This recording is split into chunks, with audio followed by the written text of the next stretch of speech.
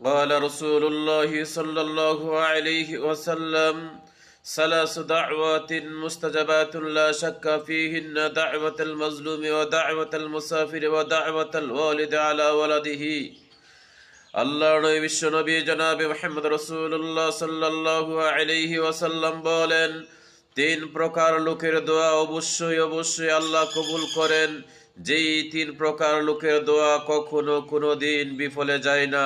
এক, দাওয়াতুল মাজলুমে, মাজলুম ব্যক্তি যদি আল্লাহ তাআলার কাছে দোয়া করে, যার উপর জুলুম করা হয়েছে, অত্যাচার করা হয়েছে, ওই অত্যাচারী ব্যক্তি যদি আল্লাহর কাছে দোয়া করে, ওই দোয়া আল্লাহ তাআলা তাৎক্ষণিকভাবে কবুল করে নেন। দুই, ওয়া দাওয়াতাল মুসাফিরি, মুসাফির ব্যক্তির দোয়া আল্লাহ কখনো বিফলে দেন না। মুসাফির দোয়া করার সঙ্গে সঙ্গে আল্লাহ তাআলা দোয়া কবুল করে নেন।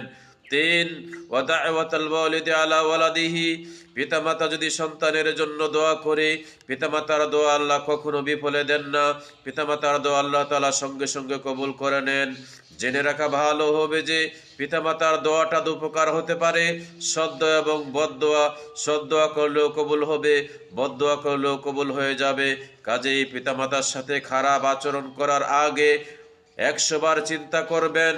যদি পিতামাতাকে আপনি অশান্তি দেন, তাহলে পৃথিবীতেও আপনার অশান্তি হবে, মরার পরে অশান্তি হবে। কাজেই পিতামাতার সাথে যেন আমরা কেউ নাফরমানি না করি। আল্লাহ তাআলা আমাদেরকে তৌফিক দান করুন, আমিন। আসসালামু আলাইকুম ওয়া রাহমাতুল্লাহ।